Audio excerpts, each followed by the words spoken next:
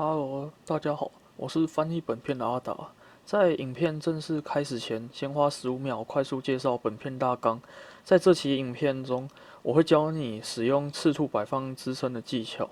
正在观看本影片的你，如果是刚接触使用光固化列印的新手，你一定可以在本影片学习大量知识。假如你已经使用光固化列印一阵子且有基础的话，本影片同样有些你或许不知道的列印技巧可供你学习，希望你可以仔细观看本影片。就让我们开始吧。Okay, here we are with video number 2. This video is basically titled Why Auto Supports Suck and How Should I Really Orient My Miniatures. So I'm going to be dropping some knowledge on you so you guys can get prints like you're seeing flash across the screen now. Of particular interest, when we get to the back of the gunslinger model, check out the back of that model because the front you'll see is very clear, but a lot of people can do that. But take note of the back of the model and how clean it is. And we're going to talk about how orientation and support placement, get you that kind of back. And the Umber Hulk model is from the Artisan Guild Patreon. The extremely cool Gunslinger model is from OnMioji Patreon. That's OnMioji. If you guys want to check them out, some really good artists have some really cool stuff. I apologize for the quick picture of me, just so you can see what my ugly mug looks like since I'm not really on camera. And stay tuned for more parts after this. Enjoy the video. So you can see that we have 1, 2, 3 models reflected over here. The base for the Umber Hulk, the head for the Umber Hulk, and this really cool human gunslinger model. And let's start off with the head. I'm going to select it with a left click. I'm going to go to the missiles into the pizza box, and we're going to go to supports. We are working with auto supports because the point of this video is to show you why I absolutely hate auto supports and why they will fail you. So with the head being selected, and we're going to do, the only thing I ever mess with here is the density. The higher this number, the greater the coverage on the model. 75% is very high density level. So let's go with that. We're not going to use light supports ever basically on auto support because your model's going to fail. So normally you want to use heavy or medium. Let's start with heavy. I'm going to go from the platform. And okay, perfect example of why I hate auto supports. Look at this. This part of the mandible, well, I guess these are mandibles. I'm not sure what this is. Let's call it a tooth for lack of a better term. This tooth is unsupported. Look, this one is supported nicely. This one is just hanging in the air. It's not going to print. This is an auto support print failure right away. Even worse, if you do it like if you had hit auto support on a model and then print, not only might this fail, some of the resin, if it doesn't adhere to the bottom part here when it tries to print, will be cured resin floating in your vat, which could cause you a lot of problems later. So this is exhibit A for why auto supports totally suck. Let's see what happens if we remove those, and let's go to medium supports. Again, 75% density, which is a very high coverage. Look, again, that tooth is unsupported. So let's take 1 minute to just talk about how you tell if something's unsupported if it doesn't jump out at you like this. There's 2 ways to do it in the program. This bar on the left shows you your layers. So if you deconstruct the print, right, this shows you printing from the ground up now. Boop, boop, boop, boop, boop. All the supports, the model starting, and then look at this. Here's that tooth we said was unsupported. As you can see, it's just, right now it's printing in the air, which means it won't print. This is the other tooth. You see it's starting from here. It's supported. It's going to print fine. These other areas that would be floating have supports in them, so that they should print fine. This is your failure. Okay. I don't actually even deconstruct anymore when I'm looking for these spots. I use a different technique, which I'll show you now, which is I rotate the model till I'm underneath the model. And one thing you'll notice, you see the color red. Let me get rid of these supports so you can see what I'm talking about. The brighter the red, the less supported the area is, meaning the more it needs supports. Okay, so you can see if you mouse over from the bottom, wherever you see a circle on its own like this, like this, like this, that means it's a low point on the model, an unsupported point. Let's look at the teeth. See, circles, they don't join and not be circles until here. Okay, so here you see the circle, unsupported island. So I'm not going to go into all about support placement in this video, but for instance, where you see that island, you would normally manually add your support. You'd add a support, add a support. Okay, so anywhere else that we saw an island like that, we would add supports. Like for instance, the tip of these is obviously it's going to be an island. I mean, this tip is going to help support the whole model, so you would definitely need to put something heavy there. So just looking at the head briefly, the fact that it failed here on auto supports means auto support sucks. So let's move on to the base. So even something as simple as a base, some people will tell you print it flat on the plate, and I've done that before when I first started. But what happens is, if you have good adhesion, which you should, it's really, really hard to get off. I actually broke a spatula trying to get a base off. And also, when you're trying to ram the bases off, you can easily damage them, which you don't want. And also, if you have a model on top of here, and you're supporting it, and any of the supports come down, and the base of the supports touch the base of your model, which will happen often, when you go to remove those, you will damage the base. So it's a really good idea to not just print them flat like that. So let's select it. Go here, select it, and go to supports. Now, here's where something comes into play that we'll talk about briefly. This Z lift height over here. It's at 5 millimeters. That means when you click to add supports like I just did, it lifts the model 5 millimeters off the base. Okay? And you don't want to be kind of cheap with this to save resin and say, well, maybe I just need to lower it, raise it off 3 millimeters because it's still off. That'll work. It won't work, and I'm going to show you why. So for now, let's move on and talk about the next little thing, which is this base flat. You do not want to print it like this if you're on supports, because this disc, as you can see, it's changing color all at once, meaning it's all going to print at once, which A, would mean you'd have to support the hell out of it, right? But B, you have a huge disc causing a great amount of suction when that goes into the resin and then back out. It's going to lift off almost no matter what you do and ruin your print. So we need to go and tilt this. So we go for the red and we tilt it up. That's actually enough of a tilt because, as you can see, if you go horizontally, you're not going to have a big disc anywhere. Once you tilt it even a little bit, you get rid of that disc effect once you get past a few degrees. So that's actually more than enough. We'll go back to the supports.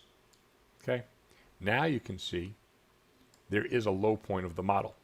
It's not all going to print at once. It's going to start right down here, right? So that makes it easy to place supports because you have a low point. So let's just see what the auto supports do. Okay. Auto supports. Say, it doesn't look too bad, right? Because my first layer is here.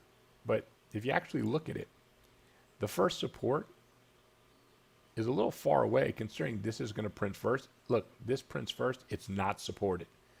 So I have auto supports on, right? And it's not going to support this base properly. This is going to fail. So you would need to come in and add heavy supports.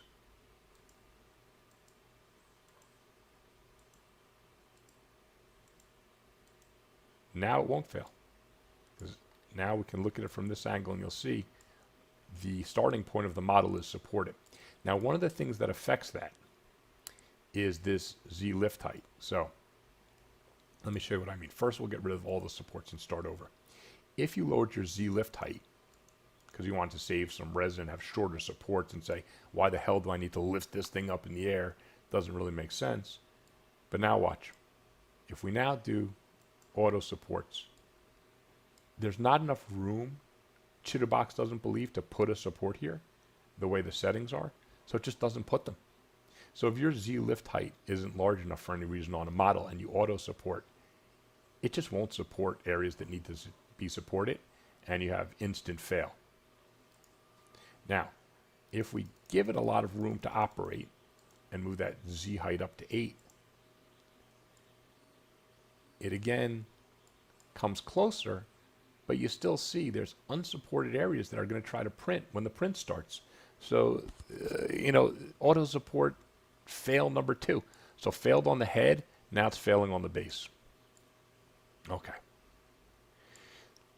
Let's get this base out of here so we have room to look at this gunslinger. So the gunslinger. Let's say we're going to go now with conventional wisdom. Now we're going to talk about orientation. Most videos will tell you, you want your gunslinger to come out nice, pretty in the front. What you do is, you take him, you tilt him back, right? 45 degrees or so, not this way, right? Flip him all the way around, and okay. So let's say we do, I don't know, about 50 degrees, okay? Looks pretty good. People say, look, now you can, the supports will be on the back. This is all going to be nice and pretty in the front. And I agree, it will be pretty in the front. But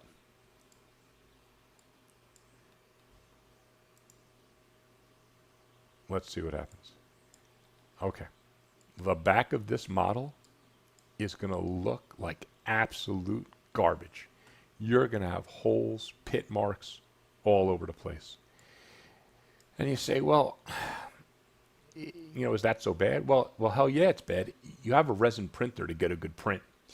And to be honest, think about it. When you're playing a tabletop game, most of what you're looking at, your figures like this, you're going to see it from the back.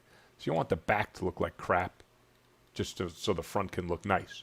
And the point of watching these videos is you want the back to look as nice as the front, quite honestly. And especially what if you're someone who takes their painting a little bit seriously. You don't want to be trying to fill in a zillion little holes in the back of your model. So, conventional wisdom tells you do this, and if you believe that, you believe Elizabeth Warren is Native American. It's about the same level of believability. So what you really want to do, get those off. Let's go back here. Get them back to basically the starting position. Okay. Think about this. If I just supported him, lifted him up and supported him from here,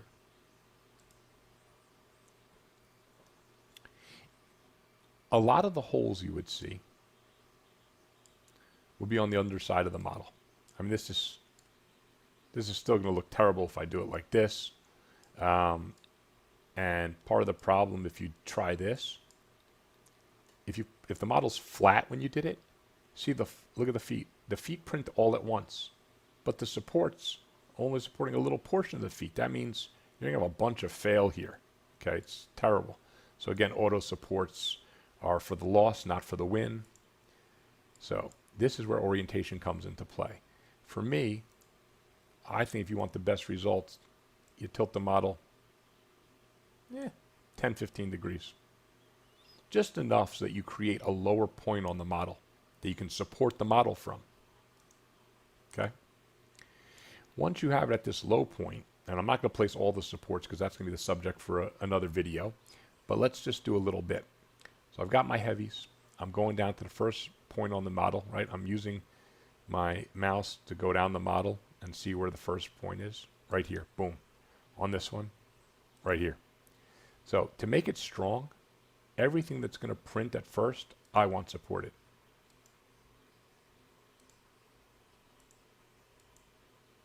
Okay, now I have a nice solid base for the model. Now here's the good part.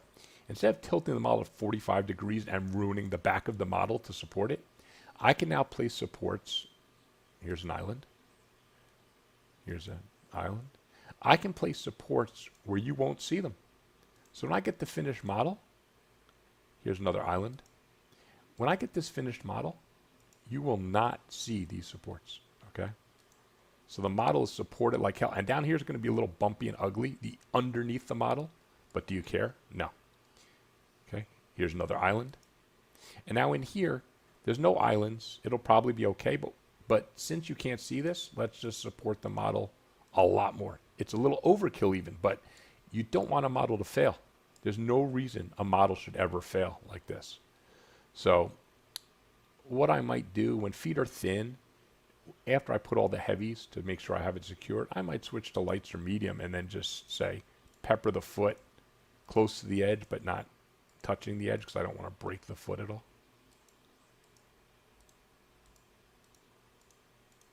And I go just even a little bit down the middle. So now my model, if I do that on both sides, that model is supported like hell. The back of the model is going to come out totally clean. I mean, I would have to add some supports here, which I'll show you in another video. But basically, I would make this model come out incredibly clean because I only tilted it back a little bit instead of the conventional wisdom of 45 degrees. The other reason people tilt models, if you look at a chart, it'll show you that going by layer height, tilting at certain angles will show layer lines less. But I throw that out the window with miniatures anyway because a lot of the miniatures, angles change on the models, as you can see. Things are at different angles. There are curves. So those layer line calculations don't really apply so much when it comes to miniatures, at least as far as I'm concerned. And I'm way more concerned with not having divots and pit marks and bumps on any part of the model that I can see if I can help it. So that's the end of this video. I hope you guys liked it. I hope you learned something again. Please hit like and please subscribe. And I have more videos coming. The next video, I'm going to finish placing supports. What I'm going to do is I'm going to go back to the Umber Hulk model, which we had started working on before. And I'm going to show you how to perfectly support this head and perfectly support the body so that Umber Hulk from Artisan Guild prints out beautifully. And then in the next video after that, I'm going to come back to this gunslinger and I'm going to show you some trickier ways to do some supports to hit some of the problem areas that you might find in a model like this, such as a little area here and some things like that. So anyway, again, hope you liked the video and I will hopefully see you again soon.